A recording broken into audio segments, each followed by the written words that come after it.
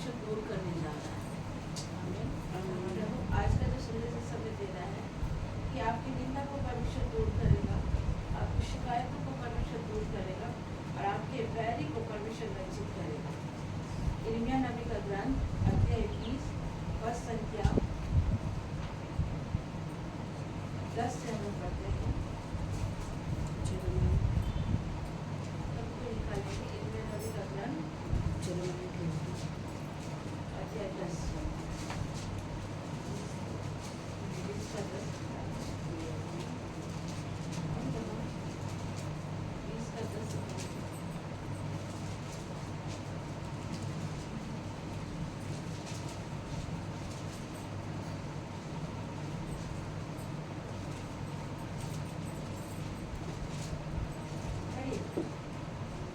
मैंने बहुतों के मुँह से अपनी निंदा सुनी है, चारों ओर भय ही भय है। मेरी जान पहचान के सब जो मेरे ठोकर खाने की बात जोड़ते हैं, वे कहते हैं उसके दोष मत बताओ, तब हम उसकी चर्चा फैला देंगे। कदाचित वह धोखा खाए तो हम उस पर प्रबल होकर उससे बदला लेंगे। परंतु यहोवा मेरे साथ है, वह बोल पर वीर के समान है। इस कारण मेरे सताने वाले प्रबल न होंगे, वे ठोकर खाकर गिरेंगे। वे बुद्धि से काम नहीं करते, इसलिए उन्हें बहुत लज्जित होना पड़ेगा। उनका अपमान सदा बना रहेगा और कभी भूला न जाएगा। ये सेनाओं के यहोवा, ये धर्मियों के परखने वाले और हृदय और मन के ज्ञाता, जो बदला तू इनसे लेगा उससे मैं देखूं, क्योंकि मैंने अपना मुकदमा तेरे ऊपर छोड़ दिया है। यहोवा के लिए गाओ, यहोवा की स्तुति करो, क्योंकि वह दरिद्र जन के प्राण को उपद्रवियों के हाथ से बचाता है।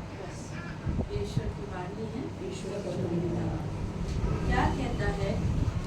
मैंने बहुतों के मुंह से अपनी निंदा सुनी है। परमेश्वर प्रेजेंट में बात करता है। समझ में आ रहा है प्रभु क्या कह रहा है? मैंने बहुतों के मुंह से अपनी निंदा सुनी है। प्रेजेंट में बात कर रहा है। चारों ओर भय ही भय है। मेरी जान पहचान के सब जो मेरे ठोकर खाने की बाट चलते हैं, मतलब हमारे आसपास के लोग। परमेश्वर ने एकदम करेक्ट बात कहता है। लिखता क्या है? मेरी जान पहचान के सब जो मेरे ठोकर खाने की बाट चलते हैं, वे कहते हैं कि उसके दोष बताओ, तब हम उनकी चर्चा फैला देंगे। कदाचित वो धोखा खाए तो हम उस पर प्रबल होकर उससे बदला लेंगे। परंतु परमेश्वर मेरे साथ है, वह भयंकर वीर के समान है। इस कारण मेरे सताने वाले प्रबल न होंगे, वो ठोकर खाकर गिरेंगे। वो बुद्धि से काम नहीं करते, इसलिए उन्हें बहुत लज्जित होना पड़ेगा। उनका अपमान सदैव बना रहेगा और वो कभी भूला ना जाएगा। हे सेनाओं के यहोवा परमेश्वर, हे धर्मियों के परखने वाले और हृदय और मन की ज्ञाता, जो बदला तू उनसे लेगा उसे मैं देखूं, क्योंकि मैंने अपना मुकदमा तेरे ऊपर छोड़ दिया है। परमेश्वर के लिए गाओ, परमेश्वर की स्तुति करो, क्योंकि वह दरिद्र जन के प्राण को कुकर्मियों के हाथ से बचाता है। परमेश्वर बहुत महान है। हमेशा शत्रु इस ताक में रहता है कि वो आपकी निंदा करे। हमेशा शत्रु इस ताक में रहता है कि किस तरह से आपकी बदनामी करे, किस तरह से आपको सबके नजर में गिराए। ये शत्रु का ताक रहता है। हमारी सिर भी हंसती है क्योंकि उसको मालूम हो चुका है। वचन बता रहा है कि चारों तरफ से दुश्मन ही दुश्मन गिरा हुआ है। समझ में आ रहा है आंटी? दुश्मन चारों तरफ से, और घर का भेद ही लंका डालते हैं। ये भी जानिएगा, कोई बाहर वाला आकर आपके घर को नहीं तोड़ता है। घर का भेद ही आपके घर के लंका को डालता है ना? यहाँ लिखता है, मैंने बहुतों के मुंह से अपनी निंदा सुनी है। ये कोई गलत बात नहीं कह रहा प्रभु। इन दिनों बहुत सारी बातें मैंने सुनी, मामी से मैंने डिस्कस किया, लेकिन परमेश्वर जानता है कि अगर आप किसी के लिए गलत तरीके से निंदा करेंगे या गलत अफवाहों को फैलाएंगे, तो परमेश्वर की जो दृष्टि है ना, वो धर्मी अधर्मी दोनों पर लगी रहती है। वो दोनों को एक ही पानी पिलाता है, एक ही खाना खिलाता है। क्यों? परमेश्वर धर्मी अधर्मी को एक साथ बढ़ाता है और मौका पे मौका परमेश्वर देता है। अगर अधर्मी नहीं सुधरेगा तो एक टाइम क्या आएगा, गेहूं अलग किया जाएगा और घुन अलग किया जाएगा और घुन क्या होगा, आग में झोंका जाएगा। हालेलुया, यीशु की स्तुति हो, यीशु का धन्यवाद। जब शत्रु निंदा को फैलाता है ना, तो ऐसा लगता है कि चारों तरफ से भय ही भय है, कहाँ जाए, किससे पूछे, क्या बातें करे। बहुत सारी टेंशन आते हैं। कई बार आपके ऊपर मेरे ऊपर झूठे एलिगेशंस भी लगते हैं, बहुत सारी झूठी बातों को भी फैलाते हैं, बहुत सारी निंदा की बातें करते हैं। और हम मनुष्य क्या है ना, जब हमारे ऊपर बेवजह गलतफहमी, निंदा और दोष को लगाया जाता तो सबसे पहले हमारे आंखों से आंसू आते हैं कि नहीं? मेरे तो आते हैं। आप लोग जानते कि नहीं आते, मुझको नहीं आते, मेरे आते हैं। जब गलत इल्जाम लगता है तब लगता है कि हमने ऐसा क्या कर दिया जो हमारे ऊपर इतने गलत एलिगेशंस लगे। लेकिन परमेश्वर ने हमें एक बात बहुत अच्छा इस लेंथ पीरियड में सिखाया कि सत्य को प्रमाण की आवश्यकता नहीं। अगर आप सत्यता में चल रहे हैं तो परमेश्वर आपके साथ खड़ा है। और वचन में लिखता है कि प्रभु एक वीर के समान आपके साथ खड़ा है। किसके समान खड़ा है? वीर के समान, एक योद्धा के समान खड़ा है। युद्ध आपको नहीं लड़ना पड़ेगा, युद्ध तो परमेश्वर आपके लड़ेगा। पर ये कब करेगा? जब आप साइलेंट रहेंगे, जब आप चुप रहेंगे। बहुत सारे बहनों ने मुझे कहा, सिस्टर एक बार मिल के बात करें। ना जी, मैं किसी से बात नहीं करूँगी। मुझे अगर किसी से बात करना है तो अपने परमेश्वर से बात करना है। मनुष्य मेरा न्याय चुका सकता है, उसकी अपनी औकात नहीं है, तो मनुष्य मेरा न्याय चुका है। न्याय चुकाने वाला एकमात्र परमेश्वर है। एक विधवा स्त्री विधर्मी न्यायाधीश के पास जाती है और उसे कहती है कि मेरा न्याय चुका। हम सब पढ़ते हैं, मत्ती में पढ़ते हैं, यूहन्ना में पढ़ते हैं, मरकुस में भी पढ़ते हैं। वो विधवा स्त्री बार बार जाती है किसके पास? एक विधर्मी न्यायाधीश जो ईश्वर का भय नहीं मानता है, जो मनुष्य का भय नहीं मानता है। वो लोग बहुत खतरनाक होते हैं जो नास्तिक होते हैं। वो बहुत खतरनाक होते हैं जो नास्तिक होते हैं, जो ईश्वर को नहीं मानते। इन लोगों की तो संगति भी नहीं करनी चाहिए। ये विधर्मी न्यायाधीश कुछ ऐसा ही था, न ईश्वर का भय मानता था, न मनुष्य का भय मानता था। लेकिन ये विधर्मी न्यायाधीश कहता है, ये स्त्री हर दिन आती है और हर दिन आके मुझे तंग करती है कि मेरा न्याय चुका। तो वो विधर्मी न्यायाधीश क्या कहता है कि ना मैं ईश्वर का भय मानता हूँ, ना मैं मनुष्य का भय मानता हूँ, लेकिन आज मैं इसका न्याय चुका कर ही रहूंगा। जब एक विधर्मी न्यायाधीश अगर न्याय चुका सकता है तो हमारा परमेश्वर सोचो कितना न्याय चुकाएगा। आप पता है, लिटरली हम लोग एंड के करीब है, बहुत करीब है। परमेश्वर कभी भी आ सकता है। अब परमेश्वर बहुत सारे बहनों को इन दिनों अंतिम दिनों का दर्शन भी दे रहा है। हालेलुया, यीशु की स्तुति हो, यीशु को धन्यवाद। आज सुबह जो मैं काम करती, सिस्टर पुतुल जो आदित्यपुर से है, उन्होंने भी बताया कि ज्योति दीदी, हम परमेश्वर ने मुझे तो सुबह प्रार्थना करते एक दर्शन दिया कि हम आपके घर पर आए और आपने मेरे हाथ को पकड़ के जैसे प्रार्थना करना प्रारंभ किया, मैंने लिटरली जीसस को देखा। व्हाइट कपड़े में जीसस आया और मुझे मेरा हाथ पकड़े हुए मुझे उठाने में था। मैं जोर जोर से कह रही थी, दीदी जीसस आ गए, जीसस आ गए। मतलब परमेश्वर का दिन बहुत करीब है। आपको मालूम है, थर्ड टेम्पल बनने जा रहा है। जब थर्ड टेम्पल की नींव डाली जाएगी और बनना प्रारंभ ही होगा, परमेश्वर प्रेजेंट हो जाएंगे, परमेश्वर प्रकट हो जाएंगे। परमेश्वर ने सारे शैतानों को मारा, बस एक ही बचा है, उसका भी राज्य समाप्त होने वाला, और इसको परमेश्वर फूंक से मार डालेगा। रेवलेशन प्रकाशित वाक्य में कहता है, परमेश्वर दुष्ट को फूंक से मारेगा। मतलब परमेश्वर का सांस लेना भी कितना बहुमूल्य है, कितना ज्यादा वो सामर्थ्य है। अगर वो सांस भी लेता है तो हिरनियों की गर्भपात हो जाते हैं, समुद्र उछलने लग जाते हैं। जब परमेश्वर क्रोध करता है, पृथ्वी इधर से उधर हिल जाती है। तो वो परमेश्वर आपके साथ खड़ा, वो कहता है, मैं तेरा परमेश्वर एक वीर के समान तेरे साथ खड़ा हूँ। और कहता है कि परमेश्वर क्या कह रहा है, तेरे सताने वाले तुझ पर प्रबल ना होंगे। जो आपके घर में विचक्राफ्ट का काम कर रहा है, जादू टोना का काम कर रहा है, तंत्र विद्या का काम कर रहा है, वो कभी बड़ा नहीं हो सकता। क्योंकि इनसे भी बड़ा हमारा परमेश्वर है और उनको लगता है कि वो सारी चीजें यही होती है, लेकिन यहाँ जीवन जीने के बाद असली जीवन वहाँ जियोगे, वहाँ आपको पनिशमेंट मिलना ही मिलना है, आप कुछ भी कर लो। कहता है कि चारों तरफ से मैंने निंदा को सुनी। लिटरली आप जब प्रभु के साथ आगे बढ़ेंगे, बहुत सारी बातों को आपको सुनना पड़ेगा। जब मैं क्रूस की कथा को याद करती हूँ, मैं देखती हूँ कि कैसे प्रभु यीशु मसीह इस संसार में आए और उन्होंने 30 साल की उम्र में बैप्टिज्म लिया और उसके बाद उन्होंने अपनी सेवका जो चालू की, 3.5 साल उनकी जो सेवा रही, उस सेवा में प्रभु यीशु मसीह को अपने लोगों ने भी पसंद नहीं किया। फारसी तो पसंद नहीं करते थे, यहूदी लोग भी पसंद नहीं करते थे, बाइबल बताती है उन लोगों को पसंद नहीं करते थे प्रभु यीशु मसीह को। तो ये बात आप और मुझे बहुत अच्छे से समझना होगा कि हमें और आपको हर कोई पसंद नहीं करेगा, ये बहुत अच्छे से सोचना पड़ेगा। हर कोई आपको पसंद नहीं करेगा। प्रभु यीशु क्रिस्त जब इस संसार में थे, तो आप सोचो प्रभु यीशु मसीह ने किसकी बुराई करी, किसी की निंदा करी? नहीं करी। जहाँ भी प्रभु यीशु मसीह गए, वह चंगाई आई, वह परमेश्वर ने लोगों के पाप को क्षमा किया, वह परमेश्वर ने हर विधि को तोड़ डाला। जहाँ परमेश्वर ने कदम रखा, विधियाँ टूटे, बंधन टूटे, दुष्ट आत्मा निकली, चंगाइयाँ आई, लोग परमेश्वर को जाने। परमेश्वर प्रभु यीशु मसीह ने कभी कोई गलत काम नहीं किया।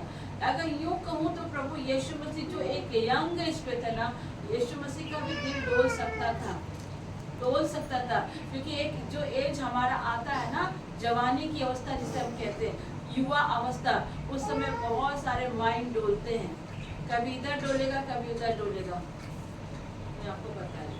और इस जवानी की अवस्था में अगर आपने प्रभु को नहीं पकड़ा तो बहुत चीजें गलत होंगी। और अगर माँ बाप बच्चे को प्रभु की शिक्षा नहीं दे रहे तो लिटरली जवानी की अवस्था में आपके बच्चे फिसल जाएंगे, बहुत तरह से फिसल जाएंगे। अब जवानी की अवस्था में बच्चे को आप समझाएंगे तो कैसे समझाएंगे? मारपीट के? ना जी। डांट डपट के? ना जी। आपको अपने बच्चों के साथ में एक दोस्त की तरह बिहेव रखना पड़ेगा, ताकि आपका बच्चा बाहर वालों को ना बोल करके आपको सारी बातें बोले। कई ऐसे केसेस मैंने देखे अपने लाइफ में। अगर यूं कहूँ तो मेरे कजन में ही मैंने देखा, अपने कजन रिश्ते में ही देखा। पापा की डेथ हो गई, पापा के मरे हुए 3 महीने भी नहीं हुए, लड़की अपना घर छोड़ के भाग गई और ऐसा जीवन साथी चुनी जो पूरी तरह से अपाहिज है, नशे का लत है, हर तरह से वो है।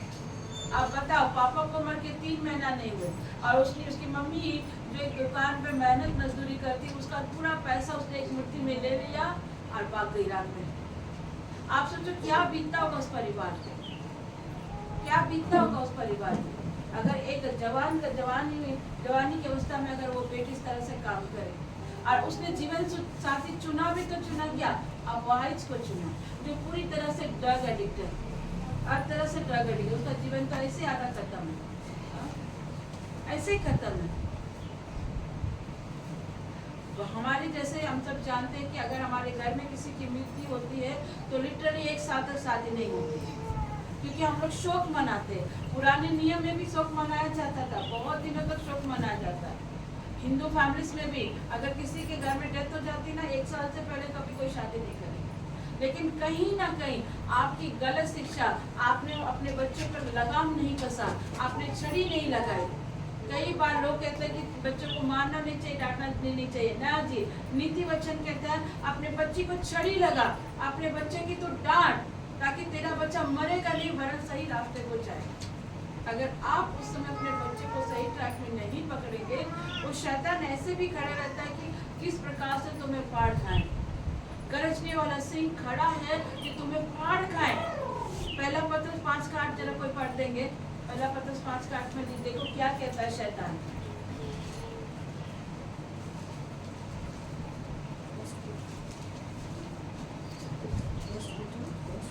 सचेत हो और जागते रहो, सचेत हो और जागते रहो, क्योंकि तुम्हारा विरोधी शैतान, क्योंकि तुम्हारा विरोधी शैतान गरजने वाले सिंह के समान, गरजने वाले सिंह के समान इस खोज में रहता है, इस खोज में रहता है कि किसको फाड़ खाए। किसको फाड़ खाए।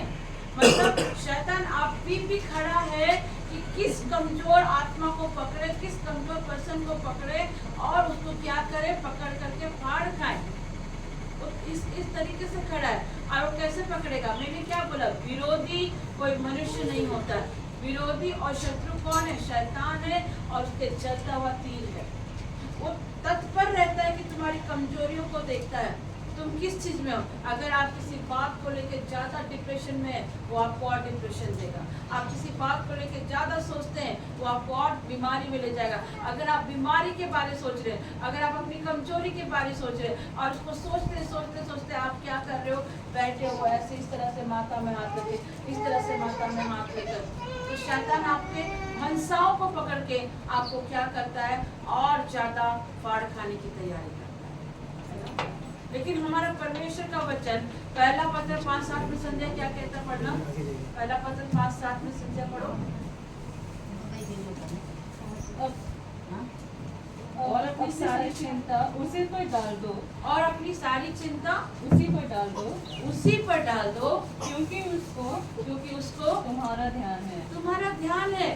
आप चिंता करके परेशान होकर क्या एक भी बाल को सफेद कर सकते हैं? मुझे बता दो, क्या अपनी उम्र को आप बढ़ा पाएंगे? क्या चिंता करके बीता हुआ समय को आप ला सकते हैं? नहीं ला सकते। प्रभु कहता है अपनी सारी चिंता मुझ पर डाल दो, पर हम क्या करते, दुआ करके चिंता डालते हैं, फिर सोचते हैं। यही तो हम प्रभु पे अविश्वास को प्रकट करें। इसीलिए बेलीग्राम कहता है संसार की आंखों से जो दिख रहा है उसे मत यकीन करो। बेलीग्राम के मैसेजेस को सुनिएगा, जबरदस्त मैसेज देते हैं वो भी। हालांकि अभी प्रभु में सो गए हैं, लेकिन उनका मैसेज कहता है संसार की आंखों से जो तुम देख रहे हो वो धोखा है। क्योंकि मैं आपको बता रही हूँ, ये जो फोन मैं अभी यूज कर रही हूँ, कुछ समय बाद ये फोन डैमेज हो जाएगा, कुछ समय बाद इसके बाद एक नया फोन आएगा कि नहीं आएगा? सबसे पहले एक डिब्बा फोन था, हाँ, उसके बाद वो रिंग घुमाने वाला फोन था, आज वो चाल चलन खत्म हो गया। मतलब संसार की आंखों से क्या है? धोखा है, धोखा है। अगर आपको मैं कहूँ, ये कभी भी खत्म हो जाएगा। लेकिन विश्वास की आंखों से अगर आप देखते हैं कि मुझे वो चीज मिल चुकी है, तो परमेश्वर आपके जीवन में करे। आप में से कोई ऐसा नहीं है जिसकी दुआ प्रभु ने नहीं सुनी है, सबकी प्रार्थना सुनी है। लेकिन परमेश्वर कहता है मैंने तुम्हारी प्रार्थना सुनी, तुम्हें उत्तर भी दिया है, पर तुम उस वचन को कितना जड़ से पकड़ के रखे हो, ये भी इम्पोर्टेंट है। आपको प्रभु ने वाणी दी है, आप उस वाणी को लेके कितना गर्व प्रार्थना कर रहे हो, आप कितनी बार उस वाणी को दोहरा रहे हो, आप कितनी बार उस वाणी के द्वारा मेडिटेट कर रहे हो। इस बाइबल को पूरा दिन पढ़ना सबके लिए आसान नहीं है, आसान नहीं है। लेकिन फिर भी प्रभु के कई एक महान दास 17-18 घंटा 24 घंटा तक पढ़ते हैं। मुझे आज बहुत अच्छा लगा सिस्टर पुतुल की एक बात, वो एक हिंदू फैमिली बैकग्राउंड से, उसका पूरा घर हिंदू फैमिली बैकग्राउंड है, मामी गई थी, लेकिन उनका पूरा परिवार प्रभु को मान रहा है। हालांकि सिस्टर की बैप्टिज्म हो गई है। उन्होंने कहा दीदी हमारे पास इस तरह का फेलोशिप नहीं था, क्योंकि यहाँ से जाने के बाद उधर चर्च मिलना मुश्किल हो रहा था। उन्होंने कहा जब से हम लोग ऑनलाइन प्रेयर में जुड़े दीदी, मैं अपने में चेंजेस पा रही हूँ कि मैं जो 2 मिनट बाइबल नहीं पढ़ पाती थी, 2 मिनट पढ़ती थी तो मुझे नींद आ जाता था। लेकिन सडनली जब मैं फेलोशिप में जुड़ी और क्लासेस अटेंड कर रही हूँ, पता ही नहीं चल रहा कि कब मैं 2 मिनट की जगह आधा घंटा से 1 घंटा बाइबल पढ़ रही हूँ। आप सोचो, जो 2 मिनट बाइबल नहीं पढ़ने वाली लड़की आज आधा घंटा 1 घंटा बाइबल पढ़ रही और समय का पता नहीं लगता। इसके साथ दोस्ती करोगे ना, इसके साथ दोस्ती करोगे ना, तुम्हें किसी दोस्त की नीड नहीं पड़ेगी। इसके साथ बातचीत करोगे ना, तो तुम्हें किसी भी पड़ोसी के साथ में फालतू की बातचीत करने की नीड नहीं पड़ेगी। और समझ, मदद चाहिए ना, इसको पढ़ो। चंगाई चाहिए, इसको पढ़ो। शैतान को हराना है, इसको पढ़ो। अपने प्रार्थना को उत्तर चाहते हो, इसको पढ़ो। सब चीजों का उत्तर यही है, सब चीजों का। 8000 प्रतिज्ञाएं हैं, 8000 से भी कई ज्यादा प्रतिज्ञाएं। आप इतने दिनों में आपने बाइबल को अध्ययन किया, बाइबल को पढ़ रहे, कितना सारे प्रतिज्ञाएं किसी ने कभी नोट किया है? रिट्रीट अटेंड किए, क्रिस्टियन अटेंड किए, डेली सुन रहे, कभी सिस्टर ज्योति से, कभी उपेंद्र भाई से। प्रॉमिस वर्ड को कितने लोगों ने अंडरलाइन किया है? कितने सारे प्रॉमिस वचन है, कभी मालूम भी है? इस साल का प्रॉमिस वचन क्या था? एस्तर का मालूम है किसी को? किसी को मालूम है प्रॉमिस वचन इस साल का जो मिला था?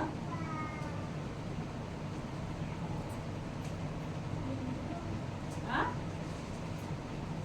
क्या था दाऊद भाई इस साल का प्रॉमिस?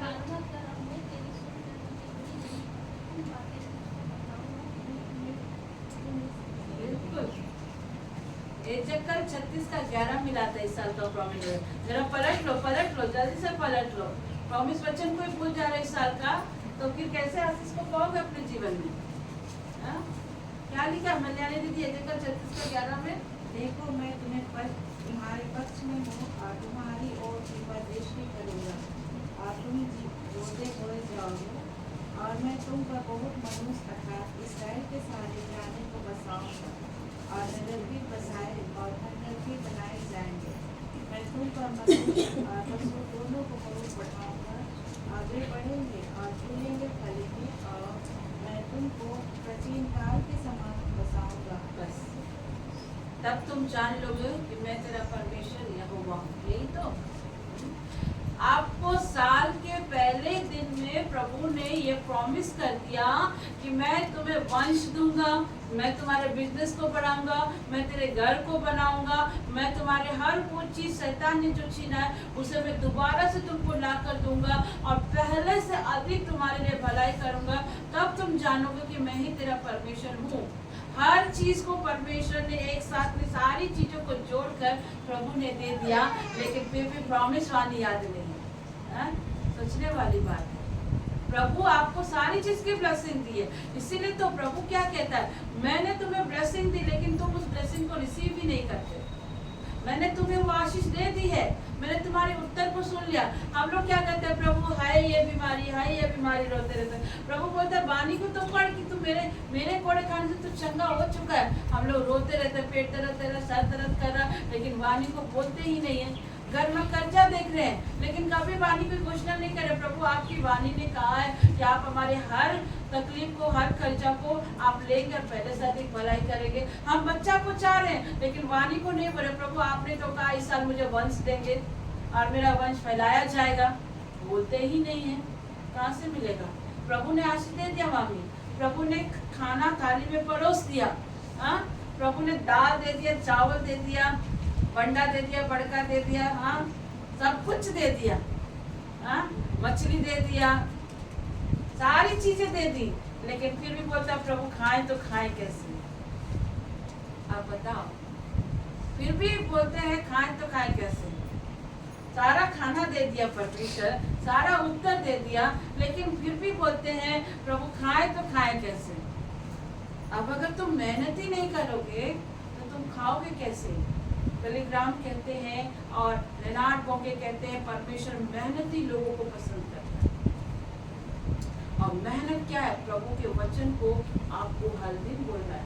बोलने में क्या जाता है जी? हर दिन अपने जुबान से बोलो, सुबह उठते उठते बोलो, चलते फिरते तब बोलो, या फिर जब आप काम करें तब बोलो। आपको बोलना पड़ेगा। आप नहीं बोलेंगे तो उस ब्लेसिंग तो प्रभु ने दे दिया, लेकिन उस ब्लेसिंग का रिजल्ट कैसे पाओगे?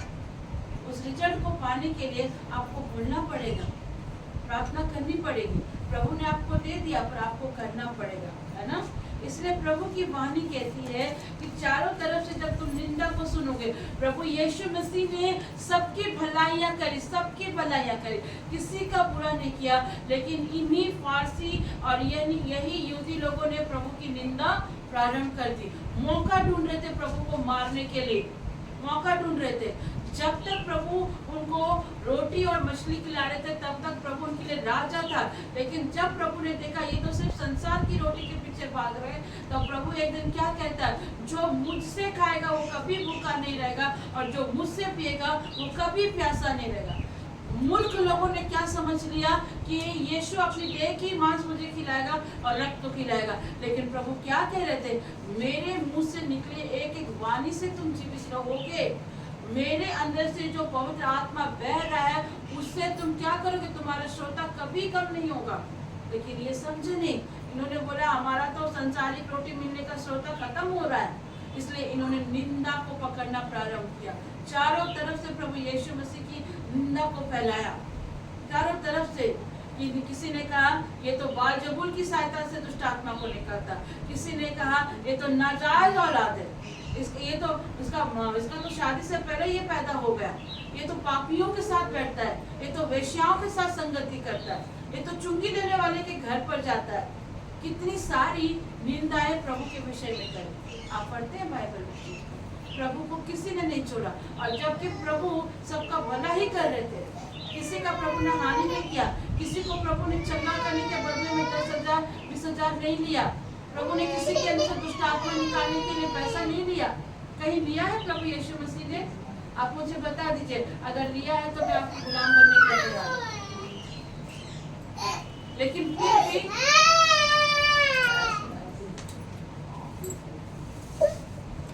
परमेश्वर की क्या करी? निंदा करी। यहाँ बाइबल यूं ही नहीं कहता, लिखता मैंने बहुतों के मुंह से अपनी निंदा सुनी है। प्रभु यीशु मसीह सबके मुंह से अपनी निंदा को सुने थे, सबके मुंह से। किसी ने उसे बोला तो बड़ाई का बेटा है, किसी ने बोला तो नाजायज शैतान, नालायक बेटा है। बहुत सारी बातें प्रभु ने सुनी, लेकिन प्रभु ने कभी भी उत्तर नहीं दिया। जब मेरे साथ भी ये घटना घट रही थी ना, मुझे ऐसा लग रहा था कि परमेश्वर में काम, लेकिन जब प्रभु ने ये वाणी दी ना, मैं समझ गई कि प्रभु यीशु मसीह की भी निंदा उसके अपने लोगों ने ही करी थी, उन्हीं के साथ खा रहे थे। योद्धा स्कृति को देखो, प्रभु के साथ खा रहा है, प्रभु के साथ उठ रहा, बैठ रहा, सेवा कर रहा, लेकिन योद्धा स्कृति ने ही उसे क्या किया? पकड़ा दिया। आपके जीवन में भी कई ऐसे योद्धा स्कृति हैं, आपको जांचने की आवश्यकता है। मैंने जब कड़े डिसीजन लिए तो बहुतों को डाइजेस्ट नहीं हुआ, जब थोड़ा कड़ा निर्णय ली तो बहुतों को डाइजेस्ट नहीं हुआ, लेकिन अगर मैं कड़ा निर्णय नहीं लेती तो वैसे ही मैं रहती तो सबके लिए अच्छी रहती। प्रभु यीशु मसीह का मंदिर को जब व्यापार बना दिया था, प्रभु यीशु मसीह ने कोड़े लगाए थे। आपको पता है, पूरा तख्त को परमेश्वर ने पलट दिया था कि तूने मेरे मंदिर को, मेरे घर को क्या कर दिया? डाकू का खो बना दिया। आप पढ़ सकते हैं, यह वचन यूं ही नहीं करता है। और ये लोग क्या कहते, देखो प्रभु क्या कहता है, मेरी जान पहचान के सब जो मेरे ठोकर खाने की बात जोते थे, वो कहते थे उनके दोष बताओ, तब हम उनकी चर्चा फैला देंगे। कदाचित वो धोखा खाए तो हम उस पर प्रबल होकर उससे बदला लेंगे। आप जानते हैं, जब प्रभु यीशु मसीह को पकड़ाया गया, गसमनी बाग में जब प्रभु यीशु मसीह पकड़ाए गए और जब उसे पिलातुस के सामने खड़ा किया गया, ये पिलातुस भी अपने आप को ओवर स्मार्ट समझता था। पिलातुस की पत्नी ने बोला कि इस धर्मी पुरुष पर हाथ मत डालना, क्योंकि इसके कारण मैंने बहुत सारी विपत्तियों को देखा है। लेकिन पिलातुस अपने दिमाग में ओवर स्मार्ट था। कई लोग ओवर स्मार्ट का काम करते हैं, दूसरों के पास भी अच्छा बनेंगे और दूसरों के सामने भी अच्छा बनेंगे। या पिलातुस वाला काम भी मत करेगा। वो पिलातुस क्या किया, बोलता है मैं इसके विरुद्ध दोष नहीं पाता हूँ, और उसने पानी लेके क्या किया? हाथ धो दिया। बोला तुम ही इसका न्याय करो। आपको मालूम है, यही पिलातुस जो हाथ धोया था ना, इसकी डॉक्यूमेंट्री को आप जब पढ़ोगे ना, ये पिलातुस नील नदी में हाथ धो धो के उसकी मृत्यु हो गई, और उसकी पत्नी लिटरली पागल होकर उसकी मृत्यु हो गई। बाइबल की डॉक्यूमेंट्रीज में आप पढ़ सकते हैं। जिसने हाथ धोया था प्रभु, उसकी मृत्यु कैसे हुई? नील नदी में वो बराबर जाके हाथ धो के पागल होकर उसकी मृत्यु हो गई। और उसकी पत्नी ने कहा भी था कि इस धर्मी व्यक्ति के ऊपर हाथ मत लगाना, बहुत विपत्ति आएगी। और उसकी पत्नी भी एक पागल होकर के उसकी मृत्यु हो गई। आप देखो वहां पर। अब प्रभु की निंदा के लिए जब वह पिलातुस के सामने प्रभु को खड़ा कर दिया गया, मैं उस दृष्टांत को अगर विजुअलाइज करती हूँ, आप सोचो प्रभु यहाँ खड़ा है या पिलातुस बैठा है, और जब उसका निंदा कर रहे थे, एक भीड़, किसी ने, फारसी ने कहा कि क्या करो, इसे क्रूस पर दे दो। किसी एक ने चिल्लाया और सब भीड़ चिल्लाना शुरू कर दी। आपने पिक्चर देखा है ना प्रभु यीशु मसीह का पैशन ऑफ क्राइस्ट, आपने देखा ही होगा। एक ने चिल्लाया और सब उसके पीछे पीछे चिल्लाने लगे। यहाँ पे बाइबल यूं ही नहीं कह रहा कि तुम दोष बताओ और हम उसकी चर्चा फैला दें, हम उस पर प्रबल हो जाएंगे। क्या प्रभु यीशु मसीह अपनी पूरी पलटन लेकर उनको खत्म नहीं कर सकता था?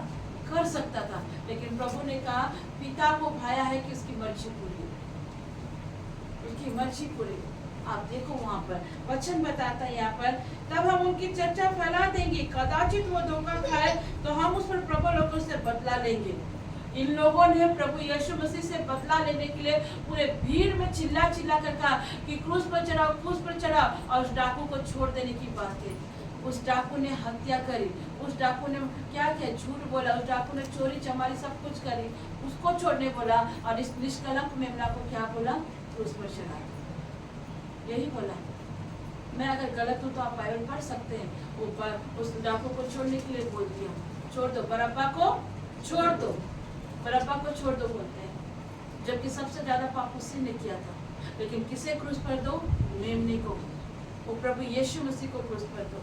या बाइबल बताती है कि वो लोग क्या किए, बदला लेने के लिए ऐसा काम किए, लेकिन वो भूल गए कि परमेश्वर उसके साथ शुरू से लेकर अब तक खड़ा है। या वचन में लिखा है कि सताने वाले प्रबल होंगे और वो ठोकर खा के गिरेंगे, बुद्धि से काम नहीं करते, इसलिए उन्हें बहुत लज्जित होना पड़ेगा। यहाँ लिखता है, अध्याय 11 में लिखा है, 20 के 11 में, परंतु यहोवा मेरे साथ है, वो भयंकर वीर के समान है। दुष्ट को लग रहा था कि यीशु के साथ कोई नहीं है, पूरी भीड़ को लग रही थी यीशु के साथ कोई नहीं है, फारसियों को लग रहा था यीशु के साथ कोई नहीं है। हो सकता है आपके सताने वाले, आपके आस पड़ोस, आपकी चुगली खाने वाले, निंदा करने वाले सोचते होंगे सिस्टर ज्योति के साथ कोई नहीं है, मर्सी के साथ कोई नहीं है, सोचते होंगे, लेकिन वो भूल गए कि उनके साथ कौन खड़ा है, परमेश्वर खड़ा। दुष्ट यही सोचा, अब तो यीशु क्रूस पर जाएगा, फारसी लोगों ने सोचा क्रूस पर जाएगा, रोमी सरकार ने सोचा क्रूस पर जाएगा, उसको कौन बचाएगा। अगर वो लिटरली परमेश्वर का बेटा है तो अपने को बचा दे। शत्रु बस शैतान हंस रहा था क्योंकि उसने सोचा वो स्त्री के बीच को मार दिया, लेकिन वो भूल गया कि उसके साथ कौन खड़ा है, परमेश्वर पिता खड़ा। वो वीर उसके साथ भयंकर वीर के समान, किसके समान, एक भयंकर वीर के समान खड़ा है। वे इस कारण मेरे सताने वाले प्रबल ना होंगे, वो ठोकर खा के गिर जाएंगे। इनको लगा अब तो यीशु क्रूस पर चला गया, कैसे यीशु को बचाया जाए, लेकिन ये भूल गए कि उसका पिता उसके साथ खड़ा है। कुछ वक्त के लिए पिता ने यीशु से मुंह इसलिए मोड़ा क्योंकि पिता पाप से घृणा करता है, पिता पाप को देख नहीं सकता। और प्रभु यीशु मसीह ने हम सब का पाप, वो जो भी बोलो, झूठ का पाप, निंदा का पाप, जादू टोना का पाप, कितने प्रकार के पापों को प्रभु यीशु मसीह ने अपने पीठ पे लादा। और जब ये पाप उसके पीठ पे चुभ रहे थे, वो बहुत तकलीफ में थे, बहुत रो रहे थे, लेकिन फिर भी वो नहीं चाहते थे कि अपने पिता से वो अलग है। लेकिन पिता की मजबूरी ऐसी थी कि वो पाप को देख नहीं सकता, वो देख नहीं सकता, इसलिए वो कहता, वो गसमनी पाक में उसने 3 बार जो प्रार्थना प्रभु ने करी थी कि प्रभु पिता हो सके तो ये प्याला मुझसे हटा ले, हो सके तो ये प्याला मुझसे हटा ले, लेकिन वो तीसरी बार कहते हैं लेकिन मेरी नहीं तेरी मर्जी। यीशु कमजोर हो गए थे, उनका पसीना, उसकी आंखों की आंसू लहू की तरह बह रहा था। आज हम क्षमा नहीं कर पाते, आज हम एक दूसरे के ऊपर क्रोध करते हैं, निंदा करते हैं, गलत अफवाहों को फैलाते हैं। यीशु ने क्या गलती करी थी, क्यों उसके लिए इतनी बदनामी सही? आप कभी सोचते हैं आप जिस परमेश्वर को मान रहे हैं ना, वो आपके लिए बड़ी सैक्रिफाइस होती है, लेकिन शैतान को लग रहा था कोई साथ नहीं देगा, वो भूल गया कि पिता उसके साथ ही है। पिता, पुत्र, पवित्र आत्मा, ट्रिनिटी परमेश्वर एक ही है। प्रभु यीशु मसीह मारे गए, गाड़े गए, तीसरे दिन अधोलोक भी उसे अपने पास रख नहीं पाए। जब उसकी मृत्यु हुई और जब मृत्यु लोक में हो गया, मृत्यु का शैतान, मृत्यु की जो स्पिरिट, वो भी एक स्पिरिट है, और मृत्यु की स्पिरिट ने जब यीशु को जांचा तो वो देखता है यीशु ने तो कोई पाप ही नहीं किया, इसने तो दूसरे के पापों को अपने पढ़ लिया। पाप की मजदूरी क्या है? मृत्यु है। आप पाप करोगे डेफिनेटली, आज नहीं तो कल 6 फीट का गड्ढा हम सबके लिए रेडी है। ये जीवन की सच्चाई है। मैं जब भी कब्रिस्तान दे जाती हूँ ना, मुझे बहुत आनंद आता है। क्यों? पता है कि वो जीवन की सच्चाई है। आज नहीं तो कल मुझे भी वहीं जाना। मैं मिट्टी से पैदा हुई हूँ, मिट्टी में मिल जाऊंगी, लेकिन मेरी आत्मा परमेश्वर की दी हुई है, वो परमेश्वर के राज्य में जाए। वो मृत्यु की स्पिरिट ने भी प्रभु को ऊपर से नीचे जांचा और मृत्यु की स्पिरिट ने भी प्रभु को रख नहीं पाई। मृत्यु का भी जो दूत था वो पूरी तरह से जांचा परखा, लेकिन यीशु का कोई पाप नहीं था, इसलिए यीशु मसीह को वहाँ वादलोक में रखने नहीं सका। इसलिए वचन बताता है कि प्रभु यीशु मसीह तीसरे दिन क्या हुए, जी उठे और अनंत काल तक वो जीवित है।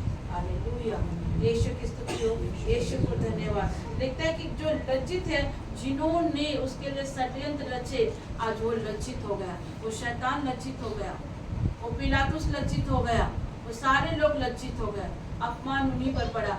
और बाइबल बताती है अंतिम दिनों में जब परमेश्वर जजमेंट करेगा, आप उस योद्धा स्मृति को भी देखोगे और उस रोमी सैनिकों को भी देखोगे जिन्होंने प्रभु के सीने पर भाला फूंका। आप उनको भी देखोगे, आप अपनी आंखों से देखोगे कि इन लोगों ने जो प्रभु के साथ किया, उन लोगों को आप सब देखोगे। क्योंकि वचन कहता है, हे सेनाओं के यहोवा, धर्मियों के परखने वाले, हृदय और मन के ज्ञाता, जो बदला तू उनसे लेगा उसे मैं देखूं, क्योंकि मैंने अपना मुकदमा तेरे ऊपर छोड़ दिया है। मैंने क्या बोला, आप अपनी आंखों से सारी चीजों को देखोगे। स्तोत्र संहिता 91 में हम लोग पढ़ते हैं कि शत्रु क्या होगा, तुम्हारे एक तरफ 1000 होंगे और दाहिनी ओर 10,000 गिरेंगे, परंतु तुम अपनी आंखों से दृष्टि करोगे और दुष्टों के अंत को देखोगे।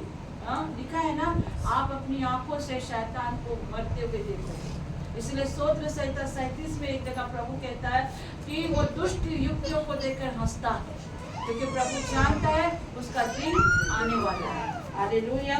आगे लिखता है लास्ट पद में, परमेश्वर के लिए गाओ, परमेश्वर की स्तुति करो, क्योंकि वह दरिद्र जन के प्राण को कुकर्मियों के हाथ से बचाता है। हालेलुया।